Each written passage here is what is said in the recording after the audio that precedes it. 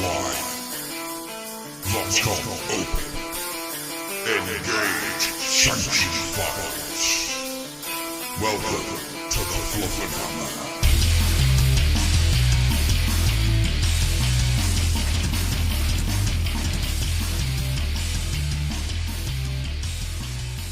Hello, my little chickadees. Oh dear. It's Adam here, bringing you another FLUFFENHAMMER Patreon exclusive show. Ooh. Sitting here at the dark place on my throne of used Vincent Price DVDs. Oh, fabulous. I'm well up for that.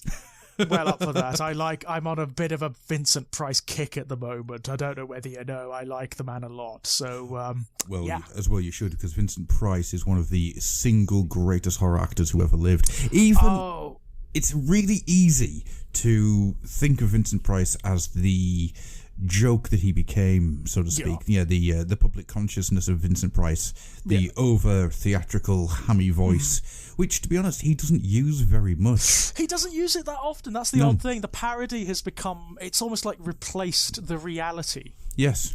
It's so strange. It's so strange. He's actually quite contained. Mm-hmm. In most of his roles. Okay, there are ones where he just lets it go, like Dr. Phoebes or stuff like that, where he just lets it go, and that's glorious too. But often he's very restrained, and he moves around the screen with the elegance of a stately magpie, you know? Have you watched his version of The Pit and the Pendulum yet? I have, yes. Do you not find it really weird watching that film that Price, this giant of a man, I mean, he's not physically massive, but he's very tall, and he's getting on in age a little bit there, so he's getting a bit portly. Yeah. And he spends the entire film acting weak and frail and unstable, and it's so unsettling watching it. Yeah. But anyway, yes. Enough. Worship, ladies and gents. If you're a sort of Vincent Price virgin, as it were, just go onto Amazon or Netflix or whatever and go and find some of his films, like Mask of the Red Death or Witchfinder General or something like that. He's superb. Last Man on Earth. Last Man on Earth, yeah. And any of the interviews with him, because he's charming. He's absolutely charming. And that person, of course, saying all the wonderful things about Vincent Price was George. Hello, George. Oh, hello, Adam. Hello. We've got an interesting one for you today, ladies and gents. A very interesting one indeed. I mean, this is one that's very, very sort of close and personal to my own particular interests on a very, very, very wide level. This is the subject of today's Patreon exclusive. It's something that resonates throughout all of my interests, my obsessions, the themes that dominate the media that I consume. What are we doing, Adam? We're going to be talking about basically sex and hang on. I just swallowed a mint. That was a little fly that came in, and it's sort of like, no, you're not. This is going to be a Nurgle podcast. We're going to be talking about disease, and decay, and rot, and despair. We're going to be talking about the mumps. Actually, we're not, ladies and gents. What Adam was going to say there before we got attacked by a Nurgling, before a Nurgling tried to insert itself down his throat. It's going to be a kind of a broad podcast, this one. We're going to be talking about sex, sexuality, gender identity within the mythologies of Games Workshop, and on a much wider level too. Yes. So this one is going to be probably a bit less jokey than some of the others, I'd imagine. Anyway, who knows? It could go anywhere. But it's also it's most certainly going to be the most not safe for work one, and probably one of the more contentious ones. So if you do have issues with this particular thing, don't listen. Or, in all honesty, because I do feel that conversation is a dying art, if you have issues with this and you want to discuss them, I am more than happy to have a level-headed discussion. Absolutely. If you just want to shout and scream, then I'm going to ignore you. Absolutely, yeah. Because there's no point. But if Space Marines can't be women, etc. Sort of. the act of conversation is one that I thoroughly enjoy, and if you would like to hold a conversation with either me or George on any forum... Absolutely, I'm well open to this, because this is a subject that's very, very close to my heart. It really is. It's something that I read about often. It's something that I explore through my own fiction, and is pertinent to my own life, of course, because for those who don't know, I identify as LGBTQ. I'm a gay man.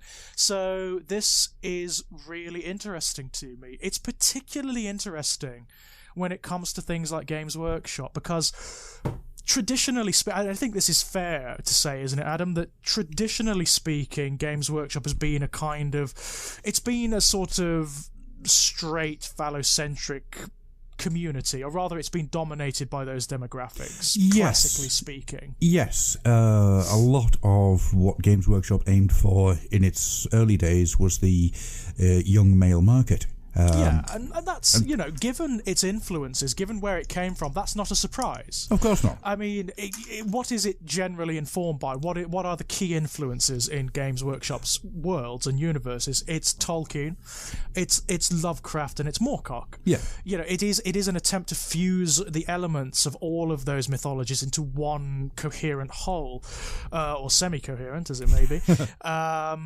And if you look at those mythologies, they are classically phallocentric and also largely sexless, which is very interesting to me. Very much so. I mean, we talked at length about this with the Lovecraft episode, that Lovecraft's work has no sexuality in it whatsoever. The only time gender turns up in any way, shape or form is either a lost love, somebody who's died, or something to be feared from afar. Absolutely, it's very often. I mean, if there is, say, any kind, there's no romance in Lovecraft. Let's get rid of that. There's no romance at all. What there is descriptions of, not even descriptions. There are references to unions that occur for a particular function. So you may have a female character that is in Congress with, or is even raped by some otherworldly entity and gives birth to something hideous. Yes. For example. That's largely the only time these matters occur. There are hardly any female characters in Lovecraft. Hardly any at all. And even when they occur, they're not really characters. They're kind of archetypes that exist for the function of story. Almost every story he ever wrote is from the perspective of a male character. In fact, I cannot think of one that is not from the perspective of a male character. There is no female perspectives in Lovecraft's work whatsoever. And interestingly, almost all of those males are unmarried, they don't have girlfriends, they are academic, they're isolated. They're very like Lovecraft. They're sort of projections of Lovecraft himself. Wait, hang on. Are you saying that all of Lovecraft's work are just Mary Sue's? This is he's created the pinnacle of what he feels he could ever be, and this is it. In his own odd way. I mean, he despite the fact that he was married himself, he was a largely sexless human being. I mean, I don't think he had a great deal of interest. No, and in that he had magisteria. A fear. Yeah. But if you look at we discussed this in greater depth with the Lovecraft show, but if you look at Lovecraft's upbringing, which was entirely matriarchal, there was an almost unhealthy fear of women in his life. He created... Which is hardly bloody surprising. Well, no, because his entire family was doolally batshit. And almost very abusive. I mean, I don't know. You cannot say one way or the other whether it was physically abusive. It probably was. And it was certainly emotionally abusive. Yeah, the psychological scars that Lovecraft was left with in his teenage years are unknowable, because we will never find out the full story of whatever happened to him when he was younger. We just have these tidbits. But I have suspicions, given the things that he talks about and the way he expresses them. I think he was probably abused quite badly when he was young. I think he had a very unhealthy relationship with both his mother and the two aunts that adopted him. Yes. And as a result, his fiction it just ignores sexuality and gender. It is just not a concept in them at all. The characters, I mean, it's hard to even describe the characters in Lovecraft as male. Yeah, the ciphers. it's as though they're shorn off, isn't it? It's as though they're like action men in a way, that they have no sort of genitalia at all, and nothing that would entail, nothing that would result in. And the same is true in the other influences too. Moorcock, again, a largely very male power fantasy by and large. Yes, very male. I'm working my way through Moorcock's work at the moment. Because how are you finding it, Adam? How dry, are you finding it? very dry. It's hard, isn't it? Yes. I understand. Moorcock's one of those odd ones. I understand why he had that renaissance, along with Lovecraft interest and Tolkien. They both had renaissances back in the 1980s. They did. When Games Workshop had its own renaissance, of course. I understand why that happened. I understand why he was popular amongst particular demographics. At the same time, coming at him now, you kind of have to appreciate him as an historical artifact, because it's very, very difficult to read. What I'm weirdly enough, this is such a weird way to describe it. I'm actually finding it easier to read the comics than it is to books. Yeah, I totally get that. But throughout what I've discovered so far of Moorcock's work is there is a lot more character taking place within these books. It's a lot more of the fantasy genre of the time being turned on its head and played with within the sandbox of the decade it was written in. Yeah. But women in that are very much women in Conan or the Deathstalker series. They are rewards. Yes, they're objects. They are literally objectified in this mythology. They are not characters in and of themselves. They are rewards for particular acts. The same is true in Tolkien, but to a lesser extent, you know. Again, Tolkien, there are female characters in the sense that they are described as female, but that's as far as it goes. They don't actually demonstrate any actual characteristics or even any great degree of character depth. By and large, they're archetypes. They're archetypes that exist to fulfill particular mythological concerns, because that's what Tolkien was trying to do. But again, a largely sexless universe with very little in the way of any kind of gender identity, and that's really interesting. I mean, there is this whole thing in Tolkien, a sort of postmodern reading, where there is a particular relationship between the male characters that occurs, where you have like this very intensely emotional relationship between characters like Sam and Frodo, for example. Yes, and it is true. I mean, it is not a homosexual relationship in the sense that there no actual like sex occurs, but it is a homoromantic one. It really is. There is this... Sam, for the length of The Lord of the Rings, is basically married to Frodo. Well, you know, they do squabble about who wears the ring, so... They kind of do. Okay, they are basically married to one another. Yeah, and it's very I've lovely. never thought of it like that. Yeah, it's very touching, you know. It's very beautiful. It's a very beautiful relationship. It's a very close and often very physical relationship, a very intimate one. But it stops short of being a homosexual one, because of course Sam goes home, gets married to Rosie Cotton at the end. And in fact that's interesting too, because that is the only time when there is even the suggestion of a romantic relationship that occurs outside of mythology and the fulfillment of particular archetypes, you know. When Sam marries Rosie, it's a domestic relationship. It is.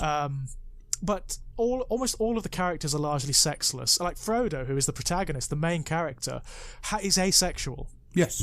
Completely asexual. There is no romantic entanglement at all. And I don't think he even has, there's no reference to any kind of intimate urge in Frodo at all.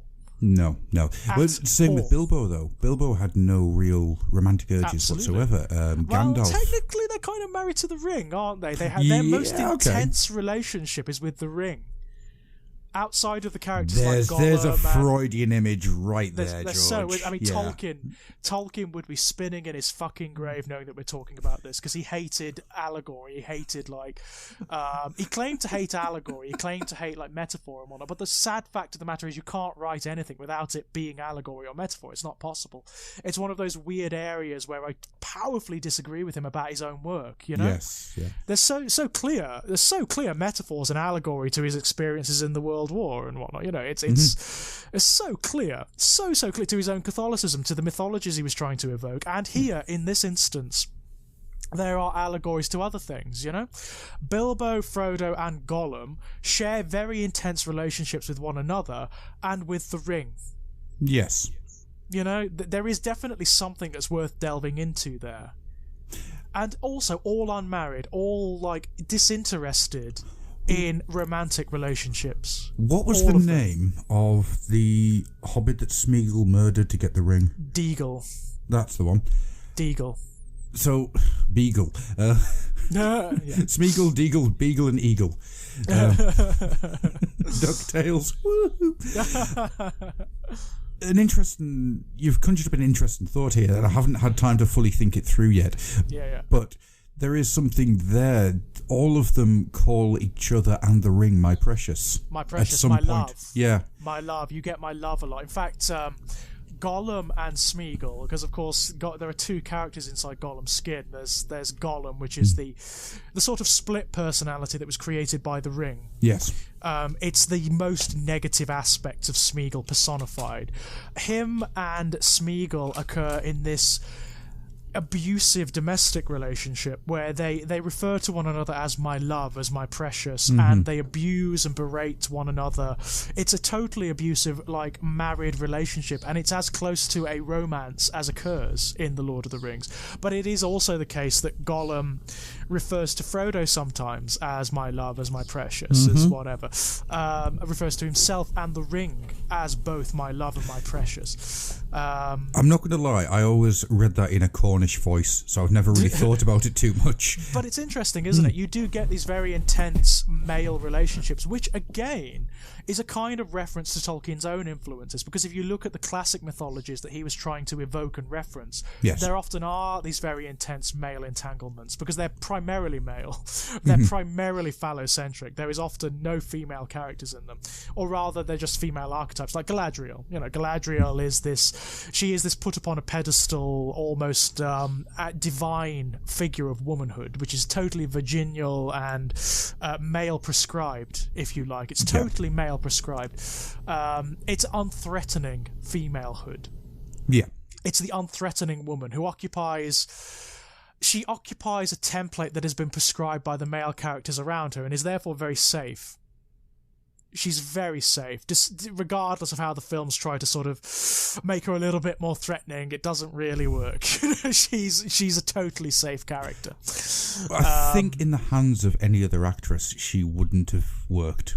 But I think in the hands of Kate Blanchett, she's great. In fact, this is something that's worth referencing. Actually, the films take it further. The films do try to make the female characters more characterized. Yeah, well, before we recorded, we were talking about Eowyn. Eowyn. Eowyn, yeah. Eowyn's her brother. Doing well, Eowyn's her brother. It's just Eowyn in a dress. Well, it very well could be. Yeah.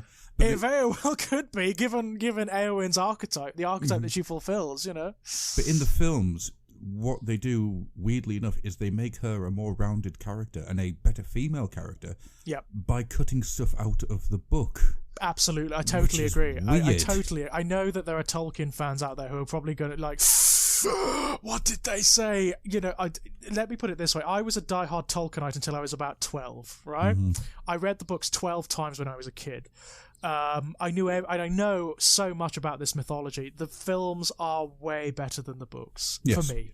Speaking personally, I think the films do stuff with the story that Tolkien probably should have done but didn't. Or wouldn't have been able to in that time. Absolutely. Just wouldn't have been able to. Yeah, absolutely. Yeah. And one of the key things is Eowyn. The female characters in general, actually. Eowyn is a much more interesting character in the films than she is in the books. In the books, she starts interesting. For one thing, she's the only female character that's an actual character. Yes, she is. In the books. She's not. She is an archetype. She's a particular mythological archetype. But she's also interesting in that she functions to break the prescriptions and templates of those archetypes by taking on aspects that are more classically male. You know, the warrior, the rider, the hero character. That's what she becomes. In the books, that is undermined by the end. It's almost like a punishment. It's almost like she's punished for daring to break out of those restrictions, you know? She's dragged back in and just becomes the female character to be married off to one of the male characters, in this instance Faramir, which kills her. I've always wanted to write the story after that. There's a really horrible, mean-spirited part of me that wants to write the marriage after that, where she realizes that she's settled for Faramir because she wanted Aragorn. In the book, she falls in love with Aragorn. In the film, she falls in love with Aragorn. And in the film, there's no reference to... she stands side by side with Faramir at the end of the films, and that's all you get. There's no reference to her, marrying Faramir. In the book, she marries Faramir. And it even states the reason she does it is because he reminds her of Aragorn. He's like Aragorn light. Because she can't have Aragorn. I mean, that is the basis for a fucked up marriage right there. Would you call him Faragon? Faragon, yeah, or Aramir, maybe. Aramir. Yeah. That I want to write the relationship after that, where they don't talk to one another, where he's off being the steward of Gondor and she's busy maybe having an affair or something. I've always there's a horrible part of me. It's like the part of me that wants to rewrite Beauty and the Beast, right? I've always wanted to rewrite Beauty and the Beast after the fact, where Belle realizes that she fell in love with the beast, not the man. Yes, and she wants the beast. And where the beast realizes, as the man, that he was happier as the beast than he ever was as a human being. Because as a beast, he was mythological, he was big, he was powerful, he was strong, he was atavistic. And where it all falls apart as a result of that. I've always thought when it comes to Beauty and the Beast, that relationship would never work because it's built on a timer, so to speak, where there had to fall in, quotations, love by the time that the rose petal had finished, falling all the petals falling off it. And because of that sense of urgency, once that's removed, that relationship loses a lot of the passion and the power behind it. Absolutely, yeah, absolutely. This is the fun thing. This is the way my imagination works, unfortunately. It's that kind of Neil Gaiman thing, where you want to pervert the archetype, you want to pervert the fantasy a little bit, or rather you're applying real-world complexity to the mythology. Yes, I find that fascinating. In the same way that Terry Pratchett does, as we were discussing just before we came on air. I think Pratchett, for a lot of people, is this jumping-off point for Tolkien and for Moorcock, and for for the more classically enshrined fantasy series, because what Pratchett does is he exposes to you the innate absurdities of these universes, and he applies complexity to them. So in Pratchett, you do get gay characters, you do get real world prejudices and complexities and cultural complexities that don't exist in The Lord of the Rings or in The Eternal Champion or even in Lovecraft. I mean, Lovecraft is a bit more complex because it does ostensibly occur in the real world, or rather not in a non-mythologized world. Yeah. But still, the same parameters apply. That I think a lot of people, I certainly came to it like this. I don't know about you, Adam. But I discovered Pratchett when I was about kind of 11, 10 years old, maybe. Pretty much. And it kind of blew my mind. It's an uncomfortable revelation if all you've been exposed to is the classic stuff, the more earnest stuff like Tolkien, stuff like C.S. Lewis. It's an uncomfortable revelation because you realise the faults of it. Yeah. You're once you go Pratchett, unfortunately, it's very hard to go back. Absolutely. The way that I've managed to do it over the years is purely because I have an interest in the history of things, where things come from, and where a lot of the current landscape of fiction literature and sci-fi and fantasy comes from. So going back and rereading the Conan and whatnot comes quite naturally to me. Yeah. But once I had read a large amount of Pratchett, and I think it was probably when I was actually coming up to being 14, 15, Lords and Ladies had just come out. Ah, right. And that is probably the turning point for me. And I remember actually going back and rereading a lot of the Pratchett I'd already read. Yeah. I mean, granted, I came into it with things like Diggers and the Carpet People.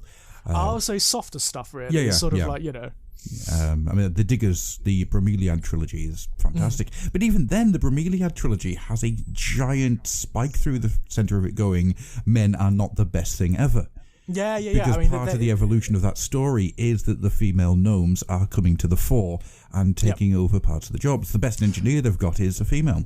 Yeah, this is something Pratchett does brilliantly. I mean, as we discussed earlier, that there is this tendency for female, just not only the characters but the entire phenomena of women to be displaced in these mythologies. They're referenced. Yep. Sometimes you get template characters who are actually just archetypes rather than being real characters turning up, but they are largely ignored. Like the dwarfs, for example. You never see a female dwarf in the entirety of Tolkien. No, you Not don't. ever. I don't even. I may be wrong, and I'm sure someone will correct me if there's maybe one like talked about in the Silmarillion or something. But I don't think there is a named dwarf female in the entire mythology. Don't act like the Silmarillion's a book. It's not a book. As opposed to being like a sort of historical document. You know? It's just some notes. That's all it is. Yeah, but there is not a female dwarf in the entirety of the thing. But we know they exist. They do exist, obviously, because the dwarfs procreate to an extent. Do you think dwarfs just jump out of the ground? Yeah, absolutely. But they are not referenced, and you even like the races where you do see the female characters, like the elves and the human beings, they are just archetypes. Yes. Mostly, they're in the background. They're referenced. They're things to either be saved or to claim as prizes, by and large, and that's it. Yeah. That is it. What Pratchett does, he comes along and he drives like a feminist steamroller through the entire thing. He introduces complexity. He introduces characters who are characters. He introduces female characters who are complex and interesting and funny, who are often better than the male characters at what they do. Yeah. And he throws them into these worlds and into these mythologies where they would classically be in the background. Characters like Nanny Og, Granny Weatherwax, and he does the whole spectrum. He takes like the archetypes, the classic mythological archetypes of the maiden, the mother, and the crone, and he turns them completely on their heads. He inverts them completely and rips them away from the sort of classically phallocentric, male-prescribed parameters. Yeah. That they came under. Right. Deep breath, because I'm now going to get started on the witches, and this may take at least 7 days. So the joy that I find with the witches, with Granny Og, Nanny Og, Granny Weatherwax, and Margaret Garlick, is that I love Magrat. Love Magrat so very much. Me too. I love her. Granny Weatherwax should be this horrifying, scary-looking woman, but she's actually, when you look at her, outside of the eyes, she is quite attractive. She's described as handsome, isn't she? That's the one. Yeah. She's described as a handsome woman. She's a very striking figure. Yeah, she's stern looking, isn't she? She's not classically beautiful, and probably never was, but there is something about her. And then you've got Nanny Og, who has had so many children that she has become. She's become the woman that all of us know. Yeah, basically, she is fun-loving. I mean, she never comes out and says it, but one of the reasons that she's got so many children is she enjoys sex. She enjoys sex like a motherfucker. She is like... this is something... I mean, this is... Thinking about it now, and the time that the Witches books were published, having a character like that was a mother, that was married, that's a little bit elderly, that is female, who likes sex, and who actually talks about it. Yeah. That is wildly revolutionary, especially in a fantasy series. The thing is, she doesn't talk about it as in it's the only thing she talks about. No. She's just got tons of dirty jokes. She likes... Absolutely. She is a well-rounded character. And as much as I love Granny Weatherwax, and I do love Granny Weatherwax, she is probably the basis for my entire interest in psychology. Yeah. Nanny Og is just this wonderful tempest of a human being. Yeah. There is She's layers to her. She? And I imagine really charming. The way he writes Nanny Og, she's kind of brash and kind of brazen, but you get the impression that if you were around her, you'd want to be around her. Yeah. Well, look at the entire relationship she has with Casanunda. Yeah. Casanunda has fallen for her. Absolutely, the world's second greatest lover. He isn't seeing, as much as he says he sees her as a the conquest that can never be conquered. Yeah, yeah. You know, she is the ultimate trial of his skills. Mm-hmm. Over time, he has actually fallen in love with her. And you can tell that he doesn't really want to do the one night stand with her. He's just fascinated and wants to spend time with her. Yeah. Oh God, I love Nanny Ogg. It's so strange, isn't it? And again, you have these inversions. Like, technically, the crone is Granny Weatherwax. Yes, she is. Technically speaking, but she is not the crone because she is not the end of days. She is actually the one who saves the day. She's the life giver, and she's also beautiful. She's also, she's statuesque and beautiful to look at, which again is in complete defiance of the archetype. Yeah. Magrat is the maiden, and yeah, she kind of fulfills that role to a certain degree, but only to a certain degree. Until she has a child, yeah. Until she has a child. And what I love about the progression of Magrat Garlick in that series, she starts off as being very innocent and very naive, and later on she kind of becomes Nanny Ogg. Yeah. But she kind of, once Magrat she's an amazing character because of the evolution of where she gets to. She becomes the halfway point between Granny and Nanny. Yeah. Absolutely. She ends up from the wet blanket that she was originally. Yep. And, that's the entire point. She has to be a wet blanket in order to become more. Yep. In the lesser hands, she would have been she would either been a very plain-looking woman that you wouldn't really have looked twice at, but still would have had massive tits. Because that's how a plain woman looks in fantasy women. That's how these mythologies roll, isn't it? I apologise for the crudeness there, but it's absolutely true, though. Oh, yeah. It's absolutely true. There is this, whether people like it or not, and this doesn't mean that you have to completely condemn them or that you have to completely reject them. Of course not. The place of women in these mythologies is not a good one. No. It's not a positive one.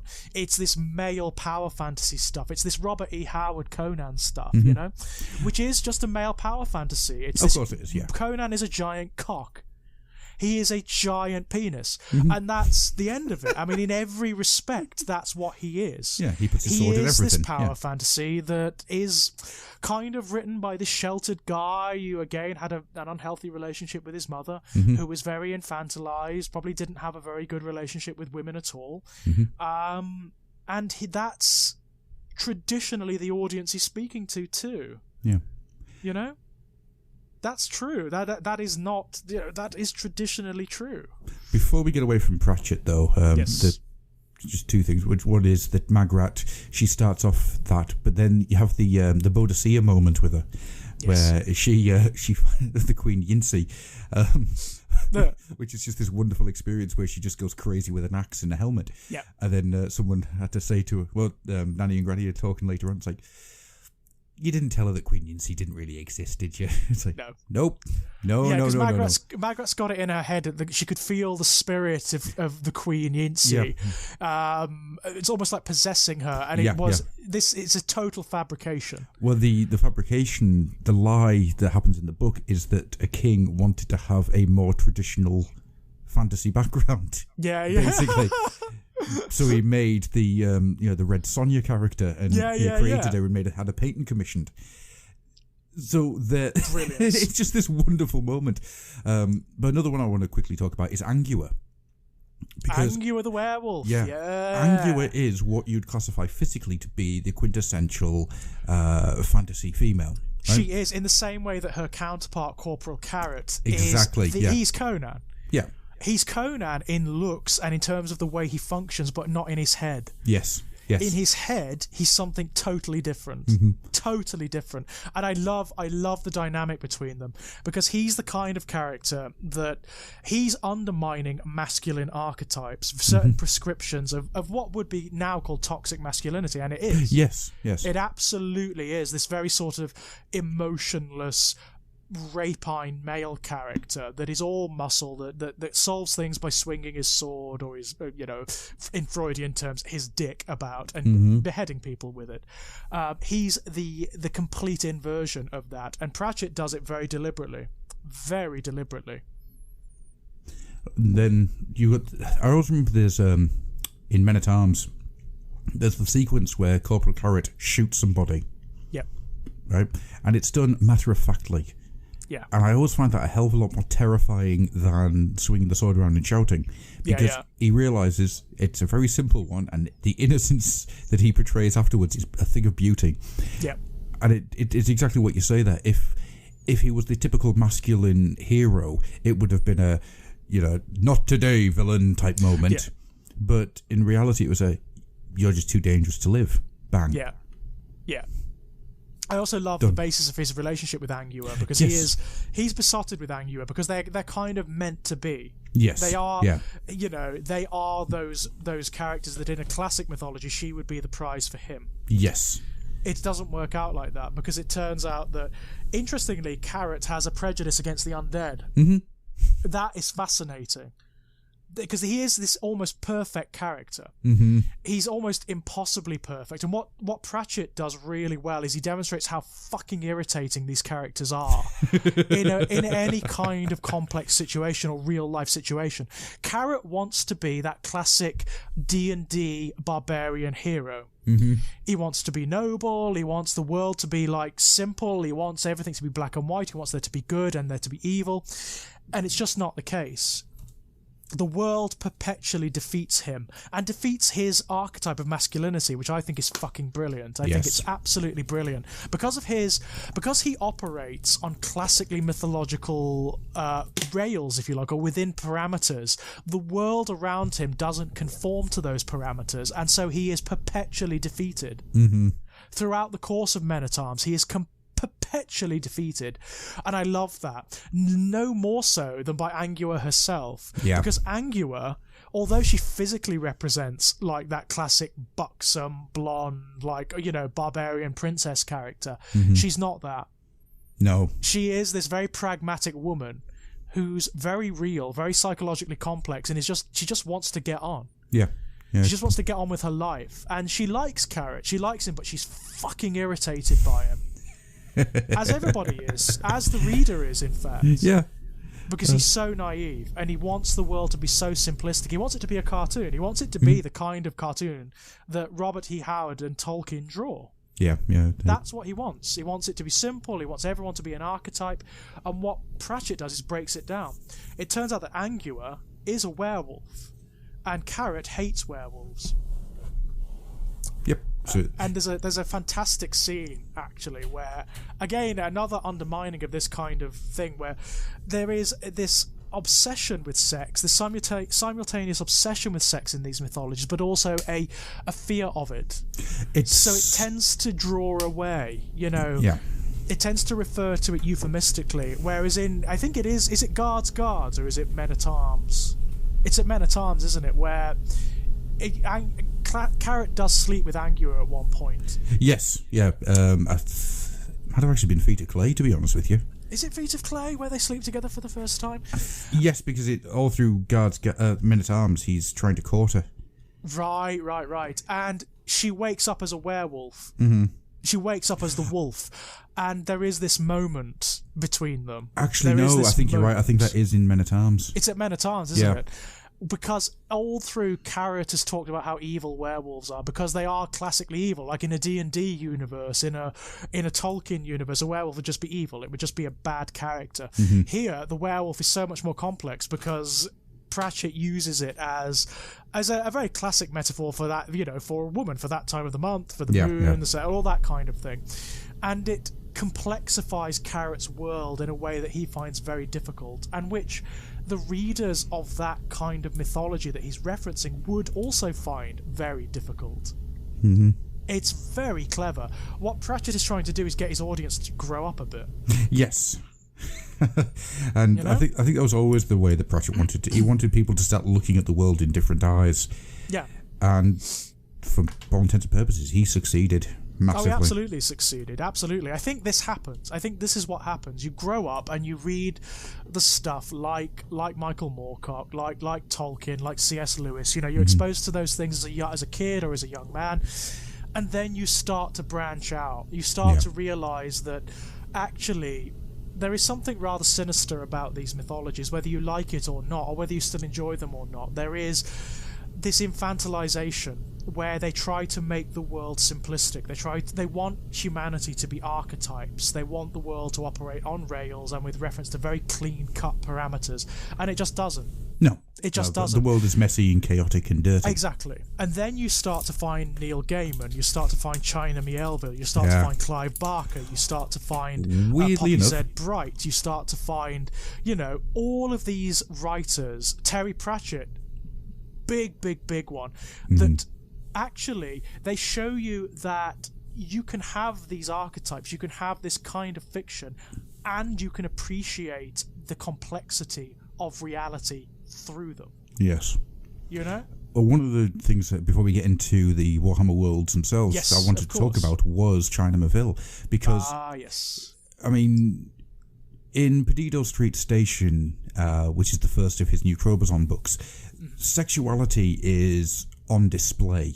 Yeah. And it's done so in a way that is there to make you sit up and pay attention. Yeah. Not through its graphic nature, because there are very little sex actually happens within the book. I think there's 2 scenes where they talk about the beginnings of the act, but never actually get into it. Right. But the main character, he's having sex with an ant lady. He fell in love with a woman who is basically a humanized ant creature. Fantastic. Love it. And that's how the book starts. And they even over breakfast sign to each other, because the ant lady has to talk through sign language and he talks. Brilliant. I love it. So there's this giant cross-cultural exchange happening. But they call themselves Lovely Pervert. I love it. Yeah, I love you, pervert. That's brilliant. I love you too, you lovely pervert. Because of the way that their relationship would be seen by the outside as a whole. There's no Romeo and Juliet star-crossed lovers happening here. No. It is these two, in the more liberal areas of New Crobazon, can go to as a couple, but outside of those areas, they can't. And it wouldn't be through... there's no high and mighty, you'd be thrown onto the pyre for it. It would just be, as what happens in day-to-day life, when a coupling happens that people... the average person in the street takes a dislike to. Well, if like attack, for example, walk down the street holding hands with a boyfriend, that's the very clear metaphor that's going on there. Very much so. That's the very clear metaphor. It's something that. Sorry, go on. But then that it gets expanded on and mutated through Iron Council, the second of the books, where the main character is a gay man, and the quest for the book, so to speak. Because it starts that way, the China starts playing around with the idea of a quest, is to find a teacher. So the guy is trying to find his old teacher. And it isn't until not that far through the book, but fairly far through, that you realise that he's trying to find his teacher because his teacher is his lover. Right? Okay, so the entire quest is a gay relationship, a homosexual relationship. That's very clever. I like that. Through that book, they discover a... I'm trying to remember, is it a tribe or is it a race? I want to say, we'll use the word tribe because I can't quite remember now. And he is surprised at how open they are with their sexuality, because he comes from this big city, which is for all intents and purposes, a steampunk London. And it's very much meant to be that. There's a point where they're all sitting through the fire. 2 men of this tribe, they look at each other and they just start masturbating each other. Right. In front of the fire, and he's shocked at the openness of it. It's like this doesn't happen in Crobazon, but it's for this tribe. No, we needed the release, otherwise we wouldn't be able to concentrate, and we have to hunt. So it's I mean, that's really fascinating. I really like that. I really like that. It's because it's a shocking image. It's designed to make the audience sort of like really sit up, and pay attention, and to sort of question their own neuroses, their own parameters, because it's like, well, ostensibly, what is the problem? Yeah. Well, I mean, from their point of view, this is just something that they would do in order to both, give themselves pleasure. Yeah, absolutely. But also to make sure that they are able to do the job at hand when they have to go hunting. So there's almost like a functional quality to it. I mean, it is. I mean, it's a fascinating thing, isn't it? A lot of writers do this. A lot of sort of postmodern writers do this. Pratchett does it a lot. China Miéville does it all the time. Neil Gaiman does it, where he'll take like classic fairy tales, like folklore myths, and he will not put into them stuff that isn't there. he will just take what the undercurrents, like the suggestions and the intimations of them, and bring them into the foreground. So all of like the sexual neuroses that are in things like Snow White, he brings them forward. There is in one, I think it's in Gaiman's collection Smoke and Mirrors, there is this rewriting of Snow White, right, where the Prince Charming character, is a necrophile. Which is actually, if you stop and think about it for 2 seconds, that is actually in the original story. Not in the original story, because there isn't a Prince Charming, but in the one that's largely accepted, because he finds Snow White when she's ostensibly dead. Yep. And brings her back to life with a kiss. So it's there. You just don't notice it. It's very clever. It's very clever because it's exposing you to something that you just don't notice. Yeah. But is right there in front of you. Angela Carter, very, very famous feminist and magic realist writer, who wrote The Magic Toy Shop, which is a rewriting of The Leader and the Swan myth, and also The Bloody Chamber, which is a collection of short stories which are classic mythological tales or folklore tales which are rewritten with a feminist perspective, but also to bring out all of the sexuality of them. People out there may know it, actually, even if they haven't read the book. They may have seen the film Company of Wolves. Oh, yes. The Company of Wolves is based on The Bloody Chamber. Well worth looking at, because this is something that she does too. She will take the classic folk tales and fairy tales, the grim fairy tales and whatnot, and she looks for the sexual neuroses within them, like I'm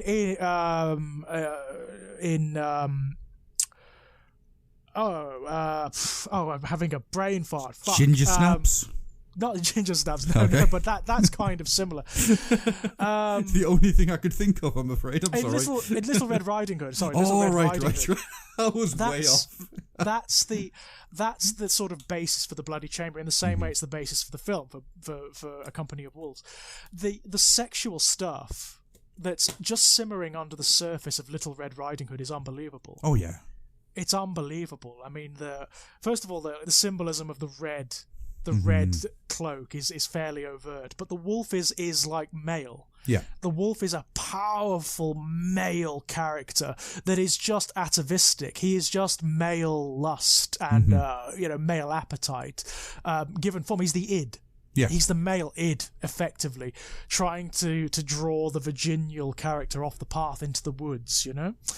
And that's what Angela Carter brings out. They are well worth reading. But Barker does it too. Barker does it a hell of a lot. If you've read one of my favourite books by Barker, Weave World, his whole inspiration for that, he said he wanted to bring sex to Wonderland. I like that. Yeah, that's what you've got, basically. It's a world where it's very real. It starts very real because it's set in like 1980s Liverpool. So it's like in the midst of Thatcherite 1980s Liverpool. It's this very dirty, very real, very deprived place. And then you have this eruption of a kind of wonderland into it, where there are magical creatures and there are these surreal beings that can perform miracles.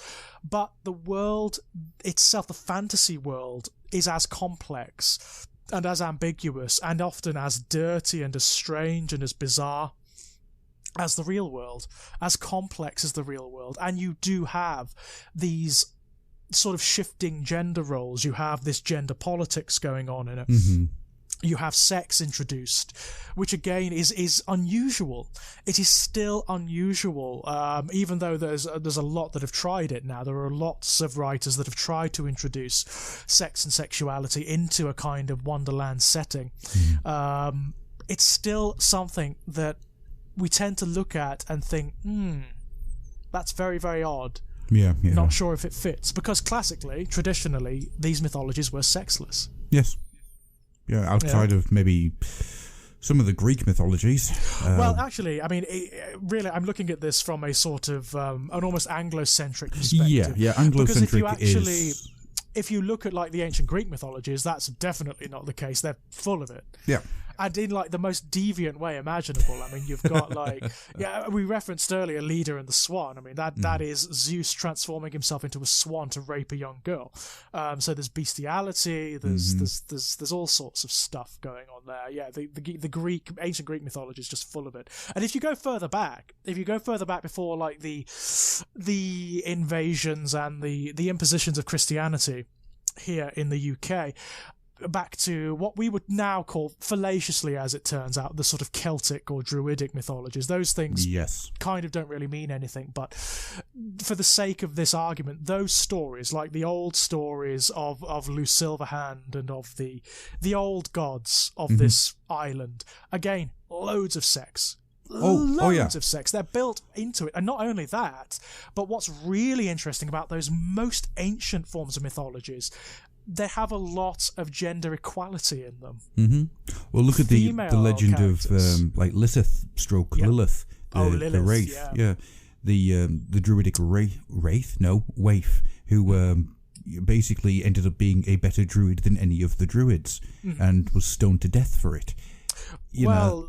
The Lilith character is a really fascinating one because she actually derives. She's an odd one because there's a lot of apocrypha about Lilith. She may have originally come about as a way of rewriting ancient Talmudic traditions to make them seem less pure. It may have actually been like a sort of early Christian attempt to undermine those ancient traditions, but there are references to a character called Lilitu or Lilith throughout the ancient world, from ancient Greek to Sumerian. Classically, originally, the tale was that she was the first wife of Adam. Yes, that is one of them. She was Lilith was it Lilith in the Bible? Then I can't remember. It's been ages since. It's why I call it Lilith because there are like 5 million different versions of that tale and how it works out. But you will find like references to this archetype throughout mythology. But she's the first wife of Adam who was equal to him. Yes. Unlike Eve, she was created equal to him and therefore rebelled. And it's all about sex. It's all about sex. It's the metaphor is that she wanted to be on top, basically, and that was not the place prescribed for women in that mythology. So she was cast out, and she goes out into the realms and she fornicates with devils and demons and becomes the mother of all demons, the wife of Lucifer, which is really quite cool, I think. In some mythologies, the mother of vampires. So in some mythologies, yes. Hence the Lilitu, the children, the spirits that drain men dry. You know, they're kind of like succubi. But that's fascinating too. The Russian version is one that I really enjoy because it creates the. I always get it wrong because one of these words is a Warhammer vampire. Right. The other one is the actual Russian name. You're talking about the Lamia. No, the Strigoi. Oh, the Strigoi. Strigoi is just another word for vampire. But if you go right the way back through the mythologies, what have I just done there?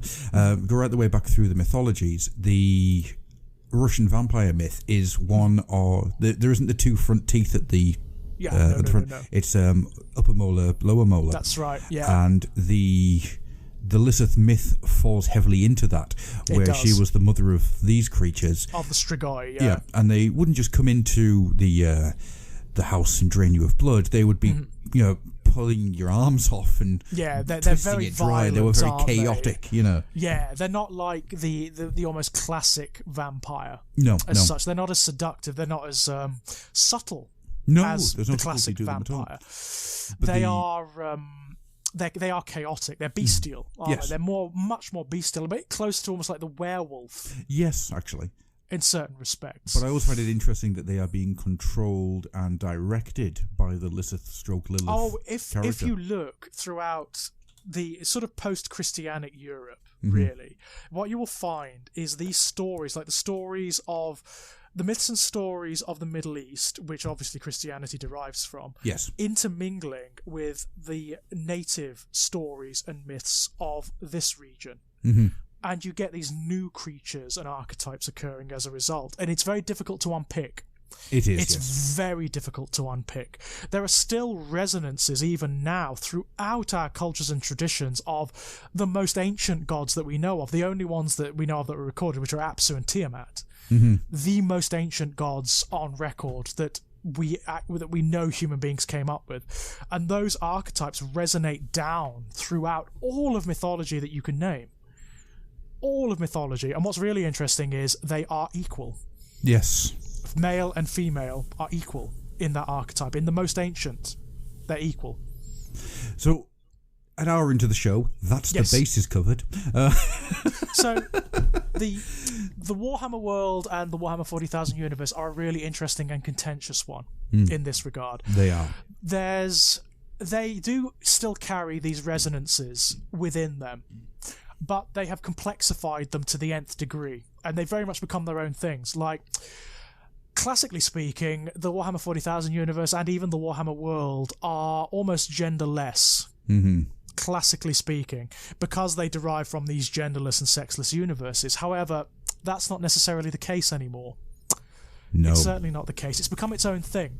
Like, for example, if you look at the Imperium of Man, for example, in Warhammer 40,000, now, I imagine gender doesn't really mean much in the Warhammer 40,000 universe, because humanity is just a resource. Yes. You know? Faceless drones left, right, and centre. That's what matters is humanity. That's it. I don't think, even though it is a heavily restrictive and draconian regime, I don't think they'd be that bothered about gender roles, and that seems to be borne out in the fiction. If you look in the fiction, then there are female inquisitors, there are female priests, there are female captains and navigators and warriors. There are... I don't know if there are female commissars. I haven't come across any, but that's not to say that there isn't any. But I'd like to see one. I'd certainly like to see one. But you also have these areas that are entirely phallocentric, that are dominated by males. So you have, for example, the High Lords of Terror, which are all male. All male. You have the Space Marines, the Adeptus Astartes, which are...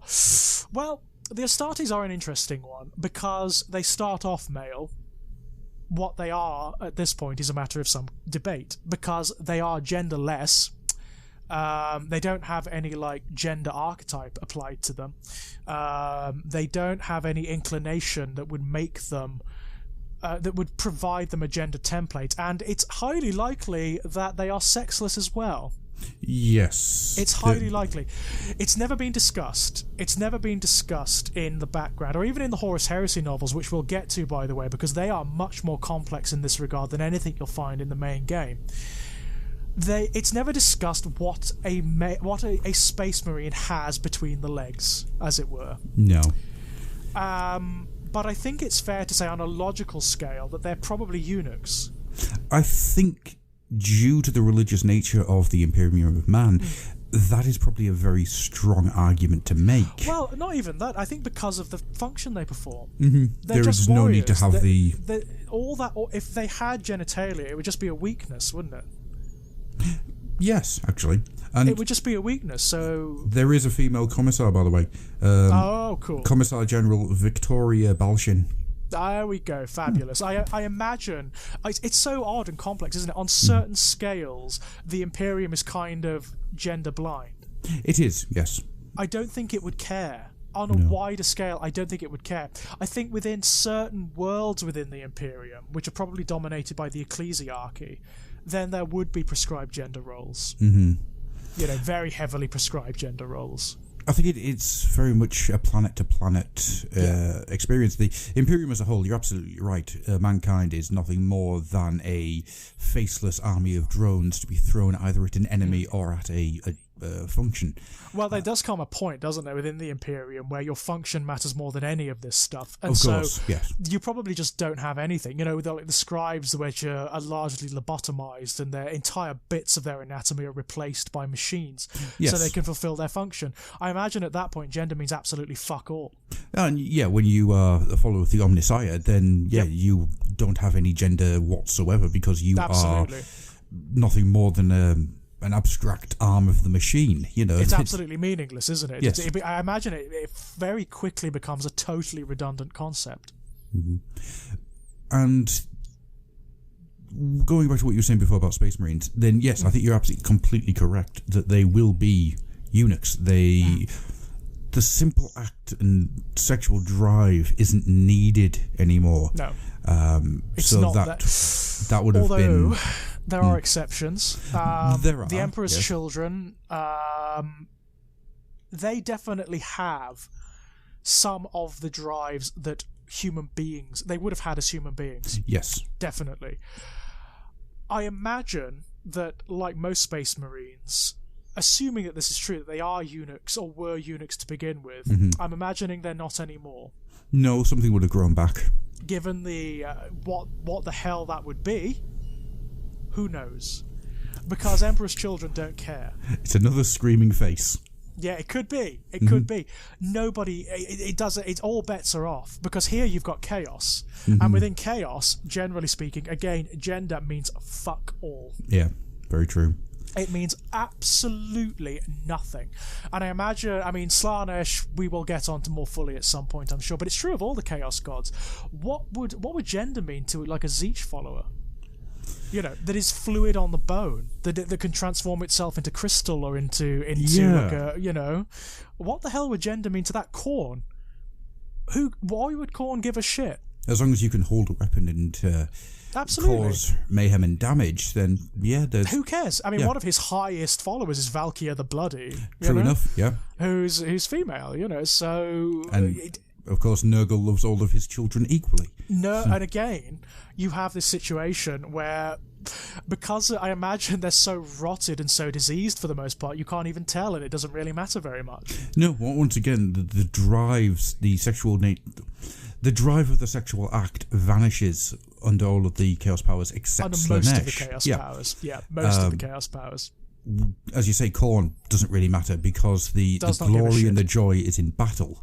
Yeah, violence is all that matters to Khorne. So Tzeentch, as long as you can pick up a blade or an axe or something to club someone to death with, he's fine. Yeah, Tzeentch... It is all to do with the almost the self-improvement, isn't it, when it comes to with Tzeentch, I just don't think it would be a concept. I mean, I imagine that most followers of Tzeentch could probably just perform, so you know, if it was pertinent for them to operate as male or female, they would just wave their hand or perform a ritual and they would be male or female, and then they could shift one way or the other and it wouldn't matter one, you know. And I imagine that moving it away from like the physical sex to the gender identity, again, I don't think it would matter very much because I think that Tzeentchian followers would simply be not concerned with those restrictions. They would simply be unconcerned. Well, the form becomes the form that you need at that given point, doesn't it? Exactly. So if it was pertinent for a Tzeentch follower to act, say, in a more classically female way or feminine way, then it would. If it was more pertinent for it to be more male and masculine, then it would. If it was pertinent for it to blend those elements, then it would. Yeah. Depending on much wider, bigger, and more complex agendas. It's an area of fantasy that I find really interesting, actually, because it's almost transhumanist. It's almost transhumanist, and it gives you a context for exploring how redundant these parameters actually are, and how silly they are, how much they don't really matter in a much wider context. It's something that fantasy is very good at, actually. Very good at. And again, Slanesh is different in that both Slanesh, the entity, and its followers are able to appreciate the elements and the beauty of both male and female. Yes. Unambiguously. And appreciate them both in the same way and to the same degree. But also any sort of... any hybrid between as well. Or anything beyond that. You know, I imagine a lot of the followers of Slanesh and the demons of Slanesh are neither male nor female. I remember throughout the Conrad books, which is going back to Warhammer at its conception, basically, anything that was Slaneshi was... hermaphroditic, wasn't it, at that point? That's the... I was trying to think of what the word would be. I was looking at hermaphrodite from various different angles there, trying to work out what the word is. It was hermaphroditic. They were described back then. Well, that was back in the ROC days, obviously. most of Slanesh's demons certainly were hermaphroditic, and that was actually a gift that you could give to a follower of Slanesh to make them hermaphroditic. What it represents is Slanesh's dual nature, and also it's what was then marketed as the corruption of order, of an established order, it was neither one thing nor the other, which now, of course, culturally has taken on an entirely other resonance, because it's not a negative thing. No. It's not marketed as a negative thing. In fact, it could be powerfully positive. Mm-hmm. And what I found interesting in the Conrad books there was that it was, as much as the common man, i.e. Conrad, was shocked to discover this, each of the characters in there was a very powerful individual in their own right. Yeah. And I can't remember the names of them now because it's been a long time since I read the Conrad trilogy. But there's a guy who he's a high-ranking member of the Empire. Yeah. And he's fallen into the cult. And the negatives of his personality are his goals, not his drives. Yeah. So whilst he has become hermaphroditical, is that a word? Yeah. Hermaphroditic. Hermaphroditic. Thank you. I'm glad one of us knows what the correct terminology is. My apologies. Yeah. He himself, where he comes from and what has brought him to this point, is never portrayed in a negative light. What's portrayed in the negative light is the fact he wants to overthrow the Empire and put all of the humanity to the flame. Absolutely, yeah. I mean, this is the interesting thing, isn't it, about followers of Slanesh? And it's one of the areas where there is sincere complexity. It's the notion that Slanesh is not inherently negative. Yes. Like a lot, I mean, Khorne, I would argue, is probably inherently negative. There are these notions of martial honor attached to him, and you can utilize anger and rage in a positive way, but that would never happen under Khorne. No, it would not. That would never happen. I just find it interesting that is written in the book that was made in 1988. In 1988. Well, you have to think about it. Slanesh and Chaos in general, but Slanesh in particular, is one of those areas where such moral qualms just dissolve. Mm-hmm. It's absolutely meaningless to have some sort of, to operate within that restriction, to regard one gender identity or one sexual status as absolute would be utterly fucking meaningless to any of his followers. Yeah. Because and it's not just sexuality, it's everything. It's absolutely everything. The whole thing about Slanesh at its core is that it's transgression. Mm-hmm. That's what fuels Slanesh. It's the urge towards transgression. So it's breaching the parameters that culture and society and history and ideology place upon us, but also biology, which is why his followers do shift and transform and defy their own sexes and their own species and status. Mm-hmm. Yeah, the mutability of any position in physical space, or for that matter, emotional space, gets changed dramatically under Slanesh. Nothing can be still under Slanesh. Nothing can be still. So you cannot define as one thing or the other and legitimately worship Slanesh. It's not possible. Mm-hmm. Everything has to be a new context. Everything has to be further on. It has to be more. It has to be more extreme. It has to be more intense. Yes. So notions of gender identity and of static sexuality, absolutely meaningless. It would mean nothing to them. Nothing. And this is interesting because this is where fantasy, the power of the warp, really does come into play, and science fiction in many respects, because of course you have technology which also obliterates parameters of gender identity and sexuality. It's almost like a more enlightened status. It's almost a more enlightened status in that it does away with the argument entirely. There's no point to it. There's absolutely no point to it here. Identifying, for a Slanesh follower, identifying as LGBTQ or as straight or whatever, just wouldn't mean a damn thing. No, because you're limiting yourself to one experience and one experience only. Absolutely, yeah. It would be stupid. In fact, it would be blasphemous for a Slanesh follower to do that. It would be entirely antithetical to what the god prescribes. And I think it would be bad form for us to not mention the fact that the Sisters of Battle as well, both inside the fiction and out, are a fascinating experience when it comes to 40k, because inside the mythology of the world, of the universe, sorry, they are quite possibly one of the biggest platforms to discover various forms of gender equality and gender within it. Because absolutely, you look at something like Demonifuge. Demonifuge, yeah. My word. My apologies, ladies and gentlemen. Your Patreon dollars are going to hard work in getting my elucidation. Oh, fucking... It's early in the morning. Well, it was early in the morning when we Swing started. and a miss. Swing and a miss. Let's try that again. So, you look at... name of comic, please, George. Demonifuge. Thank you. And how that comic plays in how the Sisters of Battle are seen. There's an Inquisitor there. Not only does he want to torture her and hurt her because he thinks that she's a heretic, but it's a lot of because you are a woman. Because you're a woman, yeah.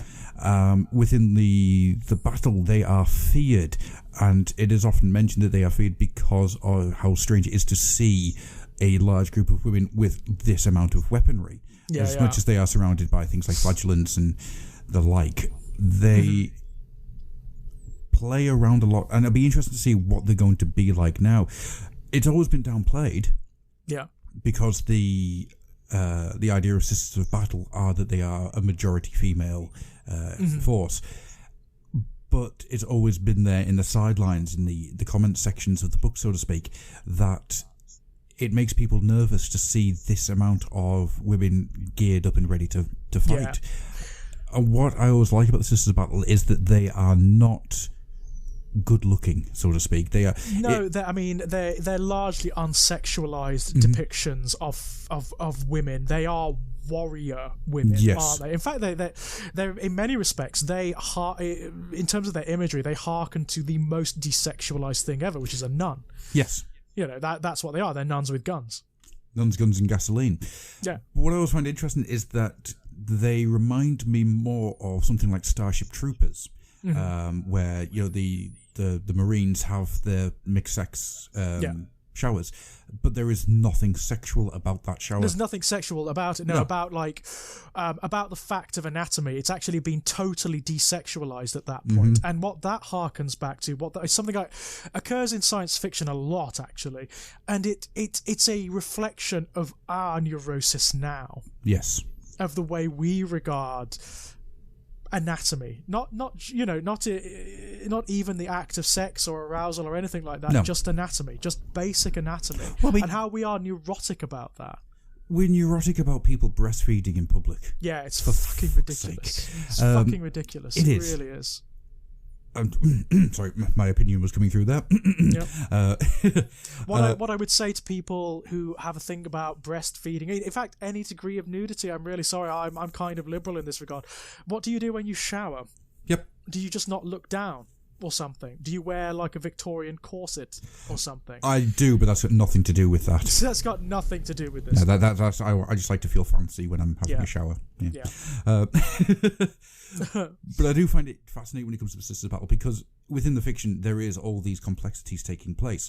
Outside of the fiction, in the real world, when it comes to the consumer has wanted Sisters of Battle for 20 years. Yeah. Well, what they do, which is really lovely to see, they inject a very strong female presence into this universe, which is, generally speaking, phallocentric. You know?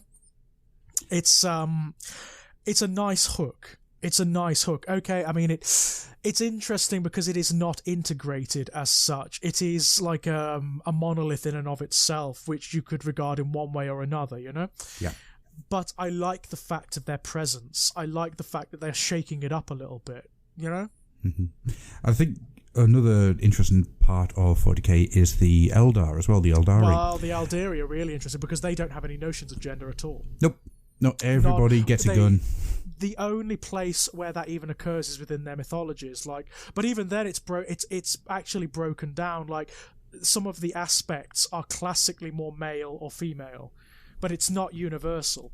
So, for example, the Dark Reapers are more classically male or masculine than the Howling Banshees, which are more classically female. But you get both male and female Eldari in both of those aspects. it doesn't mean anything to them. I'd argue it's even less in Comora. Yeah. The Drakari have... It would be Picayune to them. It would be myopic. It would mean... They wouldn't even understand. No. They wouldn't even understand why you would make such distinctions. You know, the Eldari, they are not concerned by biological incidences. What they're concerned by is the paths that they follow. They're concerned by the crafts that they practice, in all their myriad lethality. So what matters to them is what you can do, more than what you are. In that regard, they are totally alien from humanity. They're totally alien. They just actually don't draw distinction between male and female at all. And you kind of look through the other races of the 40k universe as well. I mean, Tyranids, gender is are sexless. They don't have any real use for sexual procreation because they just spawn. Yep. Orcs are the same. Yep. Orcs, I'd imagine, the funny thing about orcs is I can imagine them coming across like human females and trying to emulate them. That is something that's happened in a short story I read once, where orcs would start wearing squigs as wigs and try to introduce the female but again, ideal. they are not only genderless but sexless. Because they are non-sexual. They don't procreate through sexuality. Do you know what they do? They spore. No. Do you know what they do, George? What do they do? I just realised what they do. They jump up from holes in the ground. They actually do jump up from holes in the ground. They do. Lord of the Rings was talking about the orcs. Yeah, he was talking about the orcs. Yeah, they actually do jump up from holes in the ground. Oh, that made me so happy. And they are a very... In terms of their identity, though, they're a massively masculine force. Very much so, yes. Like, completely, in a very negative way. Like, the most negative, toxic masculinity is ramped up to the power of 11 in the orcs. Because that's what they originally inspired by. They're football hooligans. Yes. Yeah. You know, like, the worst, most base representations of maleness is in the orcs. Yeah. And that's really interesting, isn't it? It is. It also makes me think twice about how much I love orcs. I love orcs. There's nothing to take away from the fact I love orcs. In this universe, it's played off more as a joke. Yeah. It's not like a serious discussion of what this archetype means or anything like that. It's a joke. It's a piss take. Yeah. But yeah, I mean, to be fair, one of arguably the most masculine and the most negative orcs was inspired by a female, which is of course that's true, actually. Yeah. You know, Thraka. Yeah. Was inspired by Margaret Thatcher. Yep. Which is one of the greatest things in the world. You know, calling Margaret Thatcher female is... Yeah, speaking of sexless and genderless. Yeah, I was going to say she was more of like the Terminator, wasn't she, really? I always felt that she was the hatchet that brought to life. You know, she is just this giant axe of a creature. Anyhow, moving on. And then you've got the Tau.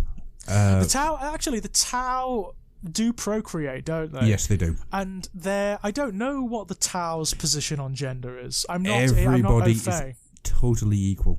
Yeah, because it's you can't even tell. You can't even tell by looking at them what gender they are. I mean, despite the Eldari not really... there's only one place where the Eldari do discriminate based on gender, and that's in Comora with the witch cults. It's true enough, yes. The witch cults are almost universally female. Males are not accorded any status in that in those arenas at all. They do exist. There are male witches, but they are like a slave caste. Right. So it's actually it's a matriarchal society, predominated by women. Yeah. Predominated by women. But outside of that, in the Cabals, for example, the Cabals, which are the vast majority of Dark Elder society, just completely blind. Means nothing. There are at least as many female Archons as there are male. Currently the big bad one is technically male, but that could change very quickly. One of the nastiest ones, Malice, is definitely female. Yeah. It doesn't mean... And the homunculi, again, what the fuck would gender mean to the homunculi? True enough, yeah. What? They change skins on a whim. They alter their own bodies on a whim. They could get up and say, I fancy being a bit more female today, so I'll have this body. Yeah, yeah. I fancy being a bit of a fusion, a bit confusing today, so I'll be both today. Yeah, we're talking about race. I'm going to have 8 arms today, just for the hell of it. Yeah, exactly. Yeah. Again, they really represent the kind of material and subject matter, the area where fantasy and science fiction, literature and art can actually really help us on a cultural level with these discussions, because they show you how picayune they are. Yeah. They actually remove the conversation from its prescribed parameters, and they show you it doesn't fucking matter. I'm trying to think of it shouldn't matter. I'm trying to think of any other races in the 40k universe where gender equality is a conversation that we could have. I mean, the Necrons, not so much. Again, they've lost all of their identity, so it doesn't really matter. They're all mechanical now. So whatever identity they may have had is gone. Very true. And I imagine, depending on like how the Pharaons wake up, what damage has been done to their protocols depends on how they refer to themselves. Very true. Do they remember whether they were male or female before? And does that matter to them now? Yeah, that's probably not. Good question. I like that. Probably not. Yeah. Who else have you got knocking about out there? The demons, obviously. I mean, we have an odd one with the demons. Like we have the demonettes. All the other demons are ostensibly male, although plague bearers can be either or, because they're born from whoever was suffering Nurgle's rot. So it doesn't, and again, it doesn't matter because they've become plague bearers now. And plague bearers don't have any sexual organs whatsoever. No, everything's dropped off. Yeah, the bloodletters are the same. They're sort of powerfully male in terms of their aspects, but don't have any like indicators, shall we say, one way or the other. So, and as for the horrors of Zeech, they can be anything. They're just eternally shifting and changing and transforming. So meaningless. Demonettes are the only ones where there's any notion or concept of gender, but their status has changed a lot. So they used to be entirely hermaphroditic. Yes. So they were neither male nor female, although they technically have more classically female anatomy. They do, yeah. Than male. And now they went through that period where they were very female. They were very female indeed. And now they've gone back again. So they are hermaphroditic again. As much as it upsets certain websites, yes, Slaanesh is going to be coming back. And they're going to be coming back with new demonettes, so it'll be interesting to see which area they fall down on. I'm fascinated. I'm absolutely fascinated. For my money, I know it's not a popular, I like the more lewd ones. Yes. I like the ones that emphasise the rapturous and enticing nature, the seductive nature of Slaanesh. I really do. I don't like the ones that are really quite hideous to look at. And I know classically the demonettes are disturbing to look at, and the enticing image is a glamour. I'm aware of that. But they do have that glamour. They don't have to be like entirely drop dead sexy or anything like that, but like intriguingly elegant, I think. Yeah, there's a fine line between disturbing and disgusting. Yeah, where they disturbing commingle. You can do a lot with. Yeah, absolutely. Where they're kind of beautiful, but it's a disturbing beauty. That's kind of what I want from them. It's certainly what I want from a Keeper of Secrets, or from a Slaanesh Demon Prince, or something like that. It's like Fulgrim. Fulgrim in his demonic form is absolutely beautiful. In all of the artwork, he's absolutely stunningly gorgeous. He's one of the only Primarchs who is, Yeah. When he was alive, when he was a mortal, technically mortal Primarch, he was absolutely beautiful. He was, in fact, the Primarchs are interesting because a lot of them are. A lot of them actually are beautiful when they're mortal in unusual ways. Lorgar is described as beautiful when he's mortal.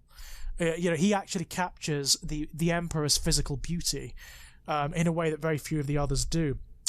Even Horus, who's a bit more sort of classically tribal warrior-like, is very captivating to look at. The only ones who aren't like physically beautiful are Leman Russ, who is kind of scarred and feral, and Angron. Yeah, Angron is not. Oh, and Perturabo and Martarion. Those ones are not. Oh, Mortarion's real sexy now. Just look at him. Oh yeah, absolutely. Mortarion's dead sexy in his demonic form, absolutely. But Fulgrim is consistent. Fulgrim is actually consistently beautiful in both of his forms. Yeah. I mean, he is that. He's almost like a Bishi character, isn't he? Like from anime. You know, yes, actually, yeah, I can see that. He's almost like he's like a living statue, an ideal of all aesthetic beauty. He's the kind of character that just looking at him is enough to wash away any concept of your parameters, your sort of sexual or romantic parameters. You would just want to prostrate yourself before him. And that's emphasized to the nth degree in his demonic form. As I am aware that time is starting to get quite tight, I think, shall we swiftly just jump over to the old world? Yes, we talked a little bit about the old world earlier on when it comes to the Chaos Powers, but I think it's worth saying that throughout the old world fiction, like the Warhammer fiction, whilst the tabletop itself has never really been anything other than the boys and their toys, but that's because of where Games Workshop advertised and aimed their market, which is from, you know, which is something that is changing. And you're actually seeing that with Age of Sigmar, the mostly female Stormcast that are coming, which is you had Talon, Black Talon, Neve Black Talon. She is been set up to be one of the big Stormcast characters. That's brilliant. Oh yeah, and she's fantastic. Both on the game table and in fiction. But you go through a lot of the fiction that's attached to the Warhammer world, and you find a lot of female characters who are very strong characters who they almost reach the Pratchett level. I mean, look at Genevieve by Genevieve, of course, in both Drakenfels and the Genevieve books, and Silver Nails. She is a wonderful character who just pushes the boundaries of what a fantasy female should be, let alone the fantasy female vampire. She at one point falls in love with the playwright Dirtlick, but she leaves him, and she leaves him because it's the best thing for both of them. And never looks back. Never, as much as she misses him, it's never a pining. No, it's an adult decision that she makes, And it's, I mean, once again, you're looking at the late 80s, early 90s at this book, and the fact that she turned around and goes, no, this is my decision, and there is nothing you can do to sway me. And it's not... She made the decision, that's very cool. And it's, once again, it's not that she broke his heart, but it's... He doesn't pine for her either. He misses her, but at no point does this become one of those quintessential, they'll get back together down the line. No, of course. No. He will die alone, and she will go off, and other things will happen to her. And I always find that a very wonderful experience when it comes to female fantasy. I mean, there is. They really have worked to try and make the old world removed from its Tolkienite roots. Yes. So you do get the same archetypes. Like Galariel is obviously Galadriel. I mean, obviously Galadriel. But they've tried to make her her own thing. They've really tried hard to make her her own power. Morothai. Yes. Morothai is probably... She is almost like the anti-Galadriel. In every respect, she's sexualized, but in a very powerful way. It's her own sexuality, it's her own appetites, She would kill any male that just displeased her. She would, rip him to shreds. And she's endured. That's what I like about Morothai. She's endured. She's powerful. She's fought with gods. She's treated with gods. She's tricked gods. She's trying to become a god herself. Yeah, she's a very powerful character, and I like her a lot. I think Age of Sigmar is doing it right. Yeah. Age of Sigmar, what it's doing, in the same way it's removing itself mythologically from its roots, from Tolkien and from Moorcock and all that stuff, it's also doing it in terms of, its relevance. Yes. The danger of the old world is it's so Tolkien, it's so Moorcock that it's in danger of becoming irrelevant, or even backwards. It's that same thing you're seeing in The Simpsons at the moment, because it's so old. You're getting these characters who are just archetypes and stereotypes that just don't fly anymore, that are actually kind of offensive, and it's refusing to change. It's refusing to. It's denying this, despite the fact that it's it's God knows how many years old. It's exactly 30 that. Plus, yeah. It's exactly that. But whereas The Simpsons is staying stolidly within its its little 1980s shell, Warhammer is changing. It's adapting itself, and not only in terms of its story, its aesthetics, its technical elements, but also its resonance. Yes. Like its inclusiveness. And that, I imagine, is going to be. That is, I don't imagine, it is represented in the demographics that it attracts. There are so many more women into it now. There really is. So many more women, and that is so cool. I'm so pleased to see that. I am so pleased to see that. I don't know because I haven't done any research into it, but I'm imagining there's a lot more LGBTQ people in it now, or maybe more who are openly into it now. Yeah. It's not something I know the answer to, unfortunately. No, I don't either. I can say that I know that whenever I go into my local Games Workshop store, the chances are there will be at least one female in there playing a game. Brilliant. And that pleases me greatly. I've talked to a few people now who have said that they got into it via the boyfriends or other halves. Yeah. And actually, saying that, in one case, I know somebody, a young lass, who got into it because a girlfriend did. Brilliant. And that made me a very happy person because it's, brilliant, what do you play? Undead. Brilliant. I will destroy them. Destroy your undead. Oh, you've actually got a Nagash.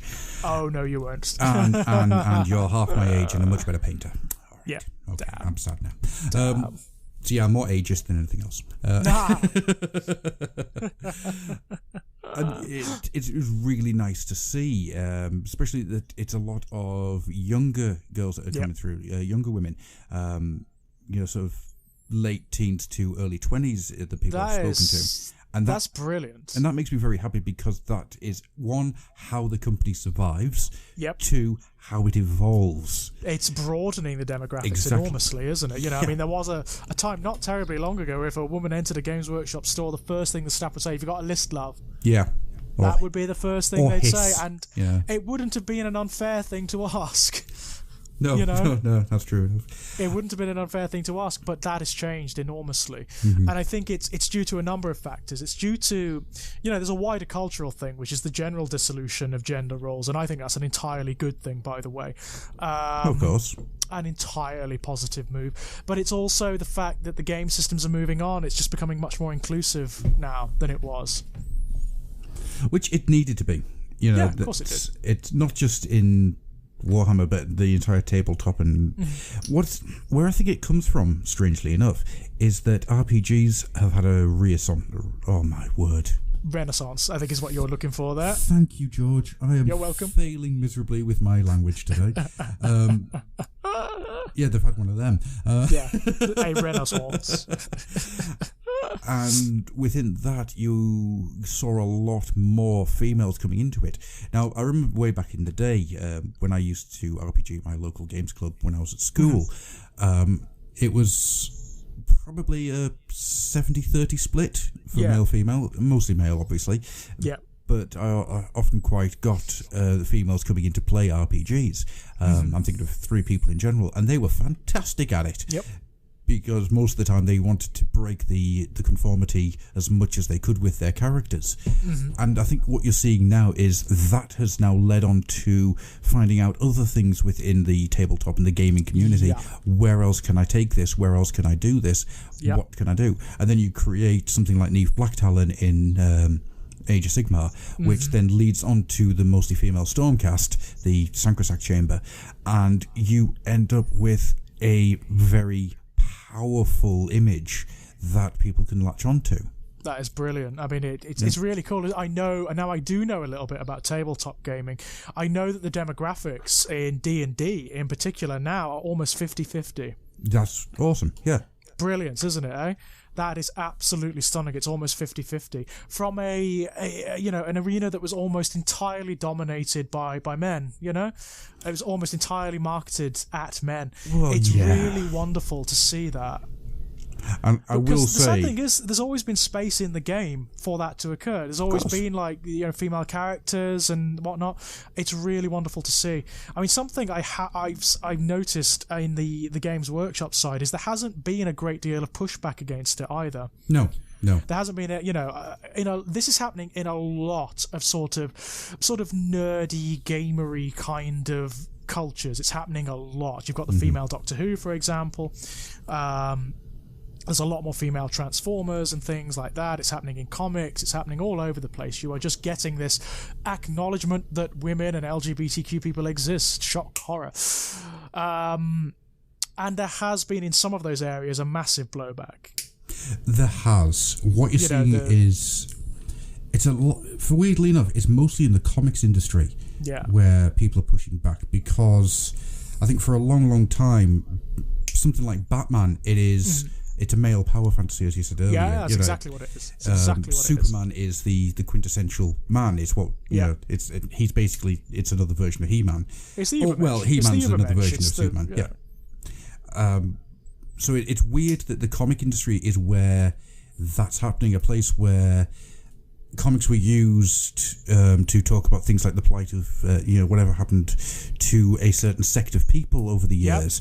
The X-Men is it's based on the idea that some Jewish men got together to talk about people being ostracized from society. Now, how is it that the modern take on equality is being pushed against by its audience in that media? It doesn't make a huge amount of sense to me. It doesn't. But however, what the people who have been buying comics for 40 years are now the old white bread male. Yeah. And that's, I think, where the problem lies. I think that may be where and the problem lies. It is changing. It is changing. Let's be fair. It's getting better. I mean, you had it quite powerfully with the announcement of the new Doctor Who, because the character is regenerated into a female now. It's into a woman. There was a huge blowback from the fan base. Not that's unfair. Certain areas of the fan base of that show, which is bizarre to me. It's so bizarre because it's an alien. Yeah. It's an alien. You've never seen what the Doctor has under those wonderful costumes. For all you know, he could be like an H.R. Giger nightmare under there. Yeah? Yeah, true enough. It's absolutely ridiculous. I mean, it makes no sense. You've got this universe where people can be like mutilated and transformed into a Dalek or a Cyberman or whatever, and it's the fact that it's regenerated into a woman that's upset you. And no, you know what? If the template followed by the Master is anything to go by, who regenerated into a female form called Missy, it's going to be fucking spectacular. Probably. Because she was awesome. All I ask for out of the new Doctor Who is that the writing's good. This is exactly it. This is the point. My sincere hope with the new Doctor Who is that it's the best season ever. I really want this to mark a sea change in the quality of the writing, the direction of the story. I just want it to be good. In fact, I want it to be the best season ever, because I want it to be able to kick them up the arse, the ones who are whinging and moaning about it, on the basis that it's a woman playing the character now. It's like, so what? So I think then, with that note, because we've now passed the hour-and-a-half mark... Oh, we're getting on, yes? Yes, I think it's probably time to start closing things down. Obviously, there is no answer to be had here. There is merely a discussion. We've only scratched the surface here. There's so much more we could go into. It's so complex. We have only scratched the surface. This is, more than anything, this has been like a cipher for discussion, really. Yes. Half the stuff I was thinking of talking about, we just can't fit in. But there's nothing stopping us from coming back to this and absolutely not pointing out various areas and sticking to those areas for discussion. I'd love to come back and talk about it, because there is much more. Yeah, and I think that's something that we will do. And I'm hoping that this has opened up the gates a little bit for people to come to us to say, yes, I would love to come onto the show to discuss this. Oh, brilliant. Yes, that would be wonderful. So that is something I'd like to put out there. Obviously, this is a patron-only show, so only patrons would hear it. But we'll work something out on that way to try and get people interested. If, for example, somebody out there isn't a patron but would like to have this discussion, there are ways and means of doing that. Absolutely. So, with that being said, then, I think we should get out of here. We won't do any advertisements because people have paid for this show. Absolutely, yes, that's fine. Let's not advertise other stuff. So, all that remains to be said is thank you very much, George. My pleasure. This has been a really interesting one, actually. One I was very interested in getting into. So, thank you, Adam, and thanks for listening, guys. Thank you so much. And as always, thank you guys at home. You take care now. Bye-bye. Bye-bye. Earth, the black air, rain and fire. The only things a real troll desire. But to smash and to mash and to bash and maybe mangle. Hear it strangle. Thorn, you'll be warned. My low's gonna trash ya. Say your prayers with voodoo, bashy, bashy. Time for fun, we're gonna run ya through. Too bad for you. It's only once a generation. One victor wins the confrontation. Standing here, got no fear. I'm the best in the arena. Man, you never seen a hero cut you down to zero. Victory is no joke, careful at your door. Cloak. By earth, by air, rain and fire. The only things a real troll desire. But to smash and to mash and to bash and maybe mango. Here in Stranglethorn, you'll be warned, my lord is gonna trash ya. Say your prayers with voodoo, bashy, bashy. Time for fun, we're gonna run ya through. Too bad for you. It's only once a generation. One victor wins the confrontation. Standing here, got no fear. I'm the best in the arena. Man, you never seen a hero cut you down to zero. Victory is no joke, careful at your door. Cloak. Get your stories, our star is born. Here in Stranglehold.